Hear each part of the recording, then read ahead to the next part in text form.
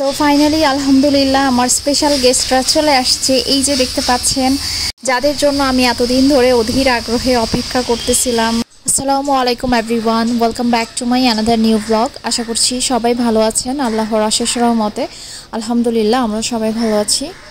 আজকের ব্লগটা শুরু করলাম সকালবেলা থেকে। তো এখন হচ্ছে আমার হাজব্যান্ড অফিসে চলে যাচ্ছে, আর এখানে খালা হচ্ছে কাপড় ধুয়ে দিয়েছিল, কাপড়গুলো নেড়ে নিচ্ছে। তারপর এই যে আমি রুটি বানিয়ে নিলাম, আর গতকাল যে খিচুড়ি রান্না করেছিলাম তো ওনাকে হচ্ছে খিচুড়ি দিলাম গরম করে, আমিও খিচুড়ি খাবো।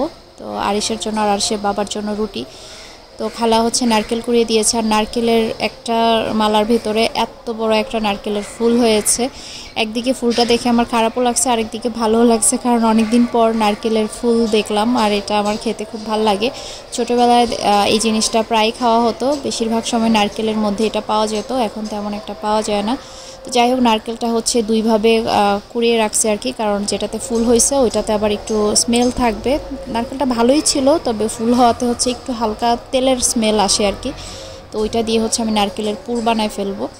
তারপর হচ্ছে খালা তো কাজ টাজ করে চলে গেছে, আমি আমার কাজগুলো করে নিচ্ছিলাম। আর ভিডিও শুরুতেই দেখে বুঝতে পেরেছেন যে আমাদের বাসায় কে আসছে, স্পেশাল মেহমান যাদের কথা বলেছিলাম। তো আমার সেই স্পেশাল মেহমান হচ্ছে আমার আব্বু আম্মু ভাই বোন। অনেক অনেক অপেক্ষার পর ফাইনালি সেই দিনটা হচ্ছে আসবে আর কি, আমার বাবা মা আমার বাসায় আসবে। আমার বাবা তো যখন বন্যা হয়েছিল তখন আমার বাসায় এসে গেছে, আমার মার আসা হয় নাই। তো আমরা তো এখানে আসছি 1 বছর হয়ে গেছে, এর মধ্যে আর আসা হয় নাই। আম্মু এই প্রথমবার আসবে আমার বাসায়, আমার সংসার দেখবে, এতেই আমার অনেক বেশি আনন্দ লাগতেছিল। যাই হোক, সকালবেলা হচ্ছে একটু ঝাড়টার দিয়ে নিলাম, তারপর আজকে তোষকগুলোও রোদে দিয়েছে। তারপর হচ্ছে এই তো আমি হচ্ছে 1 প্যাকেট বিস্কিট খুলে বয়ামে নিচ্ছিলাম, বিস্কিটের প্যাকেট খুলে দেখি সব বিস্কিট হচ্ছে গুঁড়া গুঁড়া হয়ে গেছে। ভেতরের অবস্থা দেখে মনে হচ্ছিল যে বিস্কিটগুলোকে কেউ মনে হয় মেরেছে, একদম মানে ভেঙে চুরমার হয়ে গেছে। এমনিতে ক্রিস্পি ছিল, ভালো ছিল, বাট ভেঙে ছিল আর কি। যাই হোক, তারপর হচ্ছে আমি রাতের বেলা হচ্ছে আমি রান্নাবান্না নিয়ে চলে আসলাম। তো রাতের বেলা হচ্ছে আমি এখন রান্নাগুলো করে রাখবো, পরদিন হচ্ছে দুপুরের মধ্যেই আব্বু আম্মুরা চলে আসবে। তো আমি হচ্ছে রাতের বেলা রান্নাটা করে রাখলে আমার জন্য ইজি হবে, সকালবেলা আর অন্য অনেক কাজ থাকবে। আর সব রান্নাই আমি রাতে করতেছি না, শুধুমাত্র রোস্ট, গরুর মাংস আর চাইনিজ ভেজিটেবলটা আমি রাতের বেলা করে রাখতেছি, আর বাকি অন্য যা কিছু করব সব কিছু আমি সকালে করব। আর আইটেম আমি খুব বেশি একটা করতেছি না, কারণ আমার বাসার মানুষজন খুবই কম খায় বলতে মানে একটা আইটেম হলো ওইটা দিয়ে মজা করে খায়, একসাথে অনেকগুলো আইটেম করলে হচ্ছে খাবার খেতে চায় না। আর আমাকে আম্মু আগে থেকেই বলে দিয়েছে যেন আমি অনেক কিছু রান্না না করি, একটা আইটেম যেন রান্না করি, একদম নর্মাল সিম্পল। তো সেটা তো আর হয় না, প্রথমবার আমার বাসায় যেই আসুক আমি তো অবশ্যই রোস্ট পোলাও রান্না করি, আর আমার বাবা মা আসবে আমি এটা করব না সেটা তো হয় না। খাক আর না খাক হচ্ছে আমার রান্না করতে না পারলে শান্তি লাগবে না। তো রোস্টের মধ্যে আমি আব্বুর জন্য দেশি মুরগি দিয়েছিলাম, আর কক মুরগি দিয়ে করেছি। আর এই যে গরুর মাংস তরকারিটা হয়ে গিয়েছে, গরুর মাংসটা অনেক বেশি মজা হয়েছিল। আজকে আমি একদম অন্য টাইপের রান্না করেছি, আর বাবা মার জন্য হচ্ছে মানে একদম মানে মন থেকে ভালোবাসা নিয়ে রান্না করছি, যার কারণে রান্নাগুলা সবাই খেয়ে অনেক প্রশংসা করছে, খুবই ভালো হয়েছে। তো রান্নাবান্না শেষ, তো রাতের বেলা রান্নাবান্না এতটুকুই করলাম। তো এখন সকালবেলা উঠেই হচ্ছে আমি ঘুম থেকে উঠেই পোলাও রান্না শুরু করে দিছি, কারণ আরিশের বাবাকে দুপুরের লাঞ্চ দিয়ে দিব, রোস্ট ভেজিটেবল সাথে পোলাও। তো ভাবলাম যে পোলাওটা রান্না করে দিলে ও হচ্ছে রোস্টের সাথে খেতে পারবে, তো সকাল সকাল রান্না করে নিলাম। আর আব্বু আম্মুরা যখন আসবে তখন হচ্ছে আমি পোলাওটা গরম করে নিব, চুলার হিটটাকে একদম মিডিয়াম লো হিটে রেখে, মানে একদম লো হিট করে রেখে বসায় রাখলে একদম গরম হয়ে যাবে। তারপর এদিকে হচ্ছে আমি একের পর এক কাজগুলো করতেছিলাম, ওইদিকে বাসাও গুছাতে হবে, খালা এসে সকালের সব কাজকর্ম করে দিয়ে গেছে। তারপর হচ্ছে এখন আমি একটু বড় সুরমা শুটকি ভুনা করতেছি, আম্মু শুটকি খুব পছন্দ করে, ভাবলাম যে আম্মুর জন্য একটু শুটকি ভুনা করি। শুটকিটা হচ্ছে প্রথমে আমি ভালো করে গরম পানি দিয়ে ধুয়ে নিয়েছি, কিছুক্ষণ সেদ্ধ করে নিয়েছি শুটকিটা যেন নরম হয়। ধুয়ে নিয়ে তারপর এখন হচ্ছে তেলের মধ্যে হলুদ লবণ দিয়ে শুটকিটাকে একটু ভেজে নিয়েছি, যতক্ষণ শুটকিটা নরম না হবে একটু ভেজে। তারপর হচ্ছে এখানে আমি বেশি করে পেঁয়াজ কুচি দিলাম, তারপর আস্ত রসুন আর আদা রসুন পেস্ট আর বাকি সব গুঁড়া মশলা দিয়ে সুন্দর করে কষিয়ে আমি শুটকিটা ভুনা করতেছি। সুরমা শুটকি আমি জীবনের এই প্রথমবার ভুনা করতেছি, নিজের আইডিয়া থেকে করতেছি, বাট এটা যে এত বেশি মজা হবে আমি আসলে ভাবতেও পারিনি, অনেক বেশি মজা হয়েছিল। আর বড় সুরমা শুটকির টেস্ট একদমই অন্যরকম, একদমই মানে এটা না খেলে বোঝা যাবে না, খুবই মজার এই শুটকিটা। তারপর হচ্ছে শুটকি ভুনা আমার হয়ে গেছে। এখন আমি রূপচাঁদা মাছ ফ্রাই করব। তার জন্য এখানে সব মশলাটা একসাথে আগে মাখিয়ে নিলাম। আদা রসুন পেস্ট, হলুদ মরিচ ধনিয়া জিরা গুঁড়া, সয়া সস, টমেটো সস, তারপর হচ্ছে লেবুর রস, গোলমরিচের গুঁড়া। তো সব কিছু দিয়ে হচ্ছে আমি মশলাটা এখন মাছের গায়ে লাগিয়ে তারপর মাছটাকে ম্যারিনেটের জন্য আমি রেখে দিব আর কি, ফ্রিজে রেখে দিব। দুপুরবেলা আমি মাছটা ফ্রাই করব যেন গরম থাকে। এদিকে পেঁয়াজ বেরেস্তা করে নিলাম। আর এই যে রূপচাঁদা মাছ মাখানো হয়ে গেছে। এই বোলটা এখন আমি ফ্রিজের নর্মাল চেম্বারে রেখে দিব। আজকে আমি অনেক ফাস্ট কথা বলতেছি, আর আমি আজকে হচ্ছে ছাদে বসে কথা বলতেছি। আশপাশ থেকে অনেক বেশি নয়েজ আসতেছে। আমার বাসার চারপাশেই হচ্ছে কনস্ট্রাকশনের কাজ চলে, যার কারণে অনেক বেশি শব্দ। আর বাসার ভেতরে হচ্ছে সবাই আছে তো, আর আরিশও চিল্লাপাল্লা করতেছে, ওর মামা খালার সাথে খেলায় মেতে আছে। তো যাই হোক, তারপর হচ্ছে আমি পেঁয়াজ বেরেস্তা করে নিলাম। এখন হচ্ছে আমি পায়েস রান্না করব, যার জন্য সব কিছু রেডি করে নিলাম।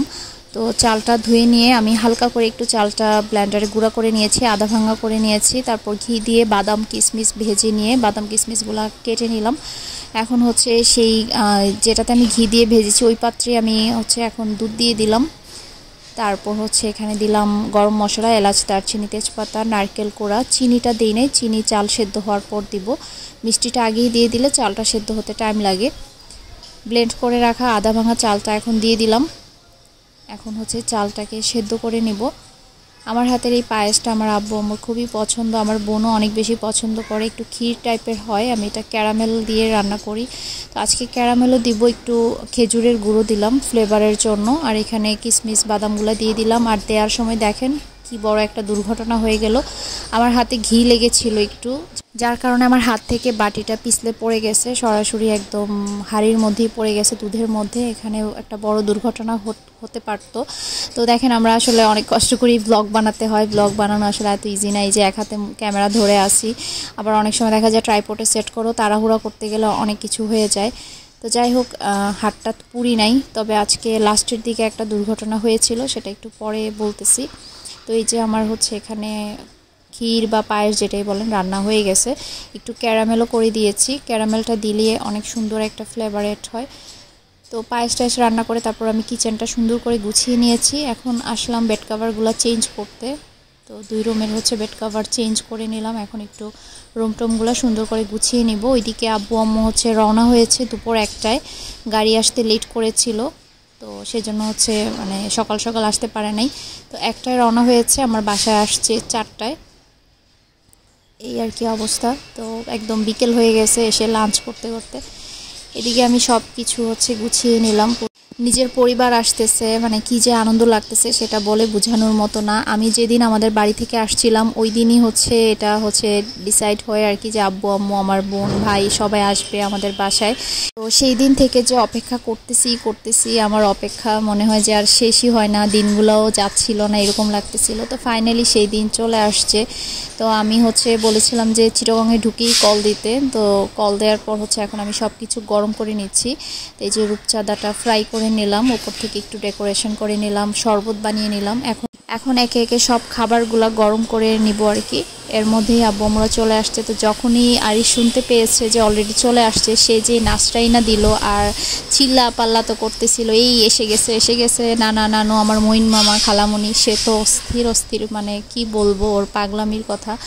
কয়েকদিন থেকেই হচ্ছে সে প্রতিদিন ঘুম থেকে উঠে জিজ্ঞেস করে আজকে আসবে কিনা, কবে আসবে। আর সেই খুশির চোটে সে আজকে ঘুম থেকে উঠে গেছে সকাল 8টায়। উঠে হচ্ছে মানে জ্বালাতনও করতেছিল আর জিজ্ঞেস করতেছিল কখন আসবে। তো 8টায় ঘুম থেকে ওঠার পর ওকে কোলে নিয়ে হচ্ছে আমি আজকে পোলাও রান্না করছি। কোল থেকেও নামতেছিল না, ওর বাবার কাছেও যাচ্ছিল না।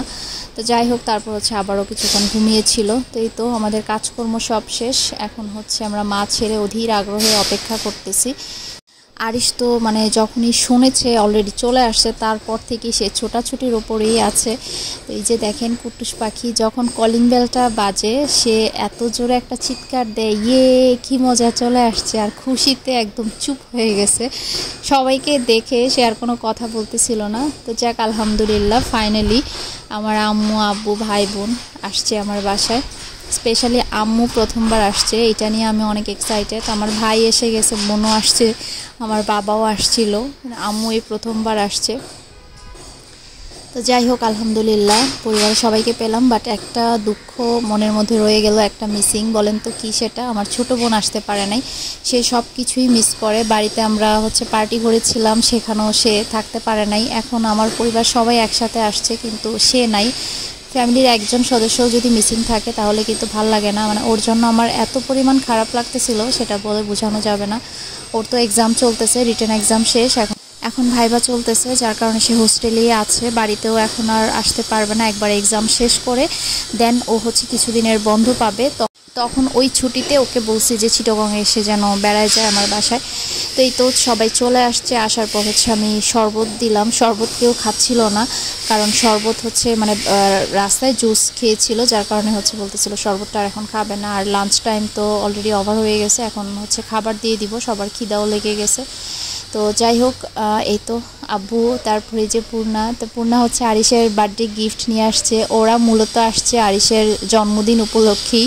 আমার বোন প্ল্যান করেছিল আরিশের প্রি বার্থডে কিছু একটা সেলিব্রেশন করবে, সারপ্রাইজ দিবে। তো আমি তো আর থাকি নাই, চলে আসছি।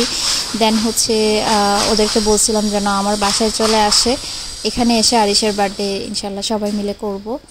তো সেই জন্য আর কি সবাই চলে আসছে। আরিশের জন্মদিনটা এখানে সবাই একসাথে সেলিব্রেশন করব। তবে আরিশের দাদা দাদু আসতে পারবে না, ওনাদেরকেও বলতেছে আসার জন্য, কিন্তু ওনারা এখনই আবার আসতে চাচ্ছে না, বলতেছে যে আমরা তো গেলাম। তো সেটা কথা না, জন্মদিনে সবাই একসাথে হতে পারলেই ভালো লাগবে, এটাই আর কি। আর অত বড় করে ওইরকম কোনো সেলিব্রেশন না, সবাইকে একটু কাছে পাওয়া, এতটুকুই। আমরা জন্মদিন অত ঘটা করে, অত অনুষ্ঠান করে ওইভাবে কোনো সেলিব্রেশন করি না, নিজেরাই ঘরোয়াভাবে।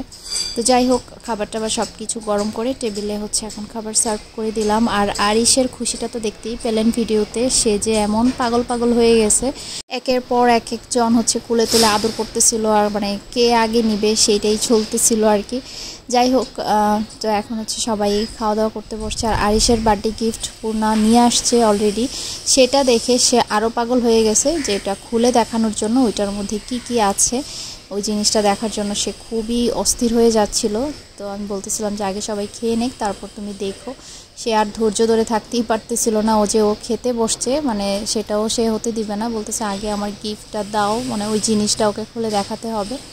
তো আরিশের জন্য কি গিফট নিয়ে আসছে এখন শেয়ার করতেছি। সবাই খাওয়া দাওয়া করে নিল, এখন সবাই রেস্ট নিবে, অলরেডি সন্ধ্যা হয়ে গেছে।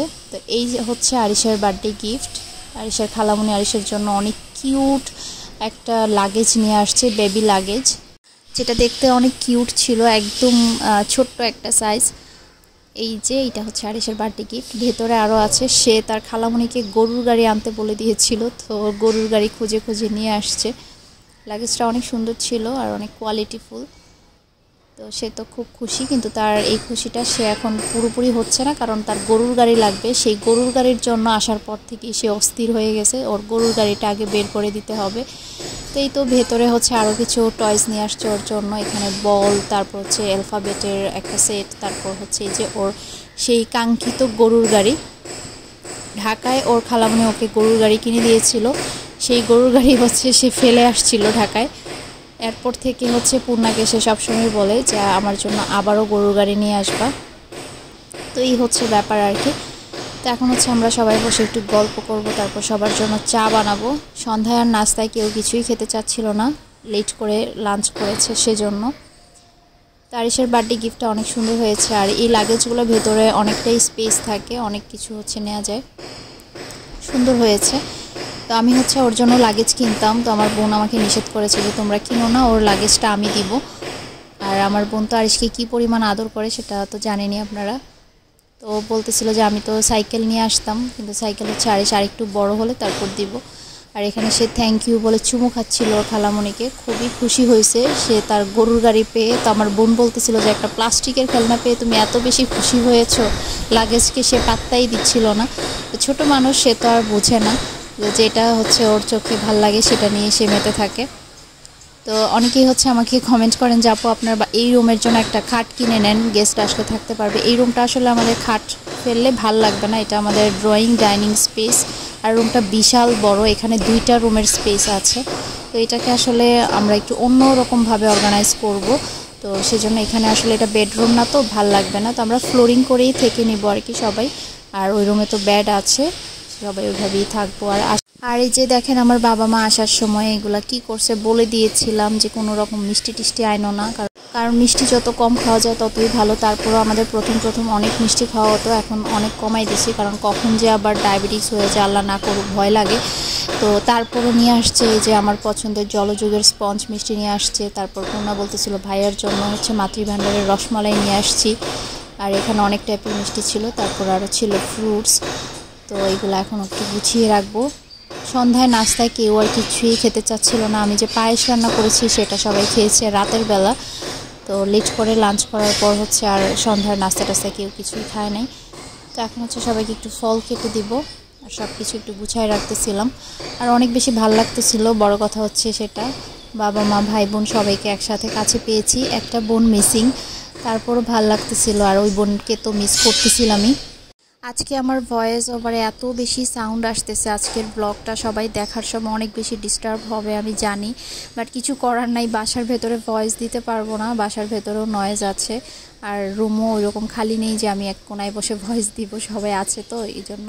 এই যে এখন হচ্ছে সন্ধ্যাবেলা আরিশের বাবা অফিস থেকে চলে আসছে। তো অফিস থেকে এসে হচ্ছে রেস্ট টেস্ট নিয়ে এখন হচ্ছে রাত বাজে তখন 9:30 প্রায়। তো এখন হচ্ছে ওরা জামাই শ্বশুর মিলে বের হচ্ছে একটু বাইরে। আব্বু তো বাসায় থাকতে পছন্দ করে না বেশি একটা, বাসায় বসে থাকতে একটু ঘুরতে পছন্দ করে। তো ওরা একটু হচ্ছে বাইরে ঘুরতে যাচ্ছে। আব্বু হচ্ছে আব্বুর অনেক পুরনো একজন ফ্রেন্ডের সাথেও দেখা করবে চিটাগংয়েরই। তো আরিশের বাবাকে নিয়ে যাচ্ছে, পরিচয় করাই দিবে। আর ওরা হচ্ছে আসছে বাসায় প্রায় 11টার কাছাকাছি। এই তো শ্বশুর জামাই মিলে এখন একটু ঘুরতে যাচ্ছে। আর ওদের শ্বশুর জামাইয়ের বন্ডিং মাশাআল্লাহ এত বেশি সুন্দর, সেটা দেখে আমার আম্মু হচ্ছে বলে যে তোমাদেরকে শ্বশুর জামাই লাগে না, মনে হয় যে বাবা ছেলে। তো এই তো আব্বু হচ্ছে দুষ্টুমি করতেছিল, আব্বু কন্টিনিউ আরিশের সাথে দুষ্টুমি করে। আর আমার আব্বু অনেক মজার মানুষ। তো আজকের ব্লগটা এই পর্যন্তই। সবাই ভালো থাকবেন, সুস্থ থাকবেন, দোয়া করবেন আমাদের জন্য। আল্লাহ হাফেজ।